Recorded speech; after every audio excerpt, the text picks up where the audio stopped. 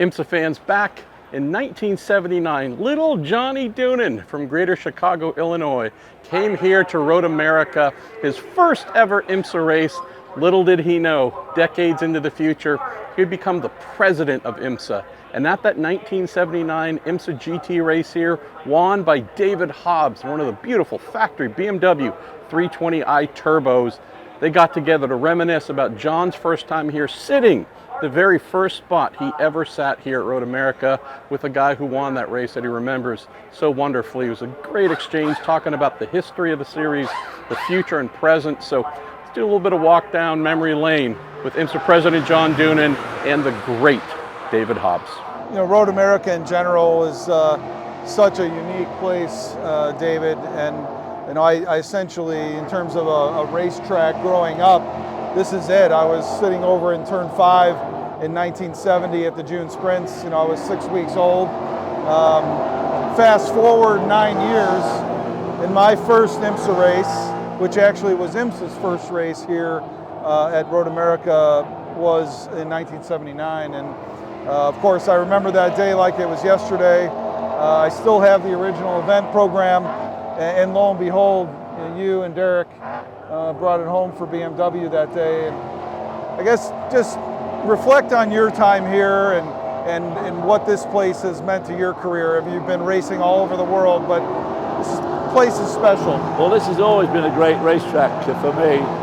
When I was a lad of about 23, I decided to go professional racer, and my first professional year was 1964, and during that Lotus Cars in England sent me over here, and Chris Craft, and we drove a Lotus Cortina in what was then the Pabst 500 back in 1964, which means this is 60 years since I've first been here, which is a lifetime.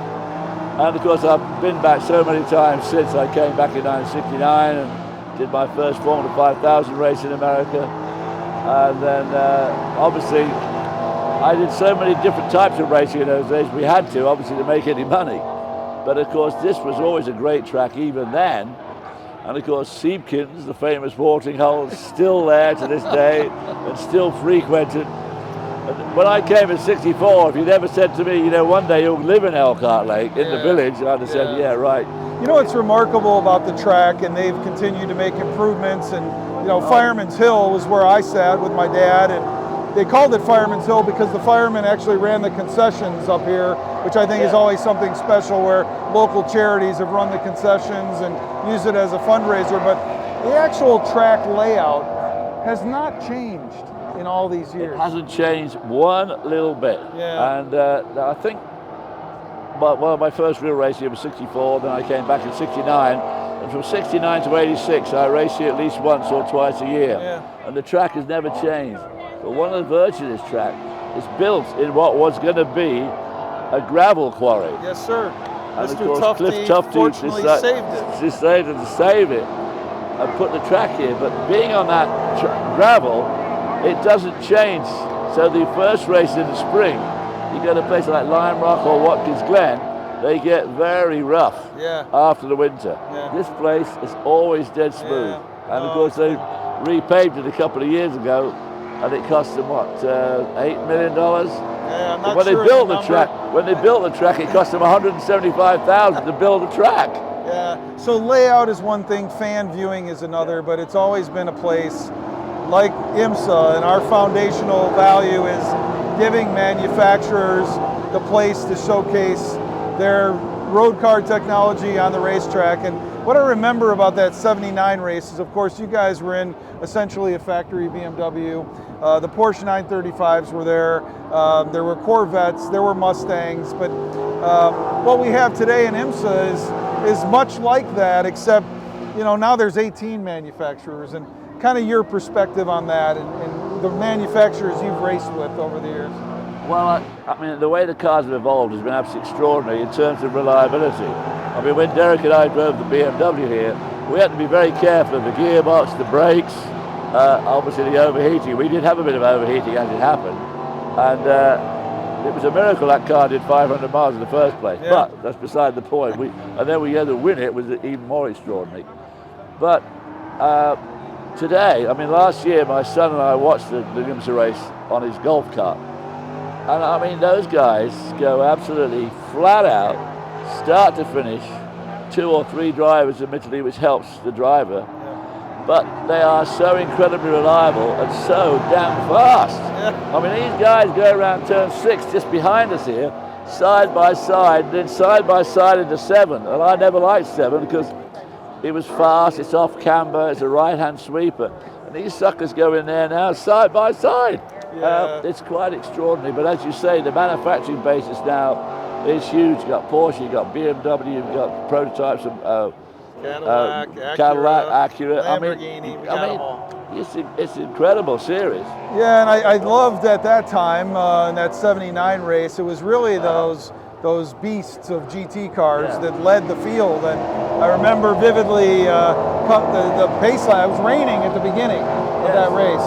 And I don't know if you started or you finished or how you guys broke up the 500 miles, but I remember it was a rainy day. You know, I don't have many memories of the race. Apparently we had clutch troubles as well at one stage. And of course the 935s, especially around here with the long straights and the hill, had a lot more power. They were 3.5 litre with twin turbos. We were 4-cylinder, 2 litre, 1 turbo, big turbo, so you had throttle lag. And in theory they were much quicker than us. And of course the car, the zero car of Danny Ongais and Ted Fields were catching us.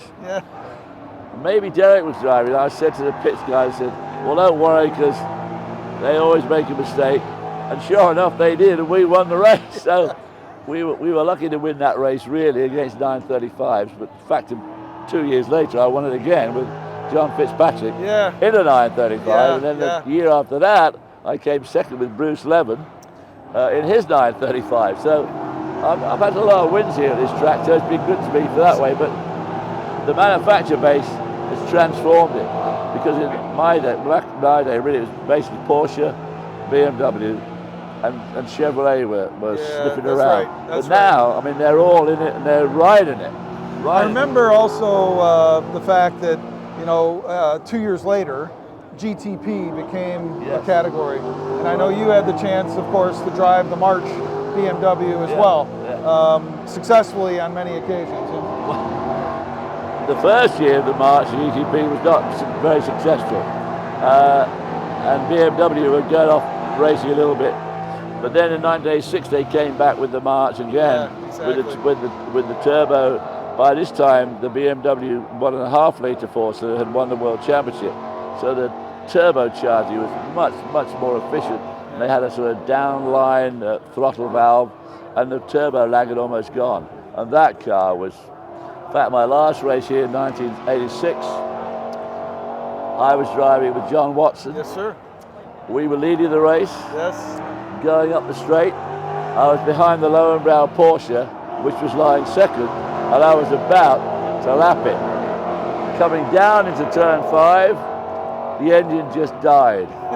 The little wire had dropped off the ECU, and it went to full rich.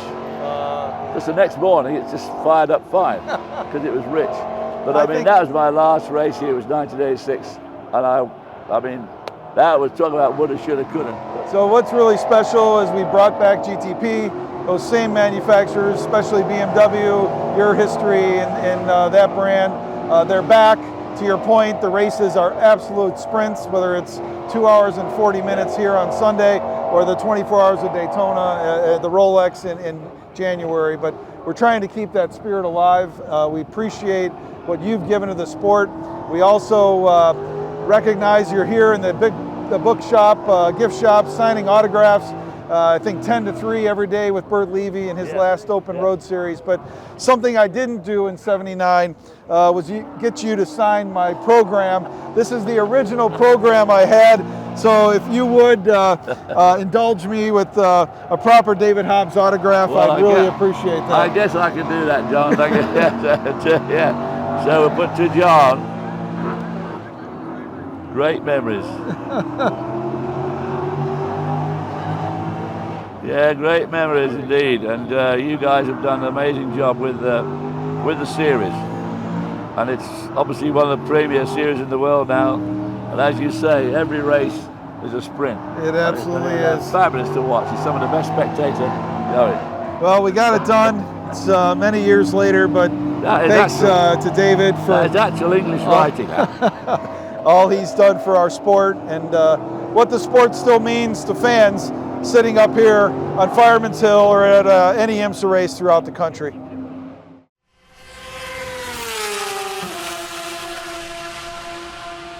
Make sure you follow along with us on IMSA's official YouTube channel and follow IMSA Racing on Instagram, Facebook, TikTok, and X. We're going to be doing some pretty cool stuff with some pretty cool people with some pretty cool race cars. Visit IMSA.com to hear the action called live and download the official IMSA app to follow the timing and scoring information as the sessions take place.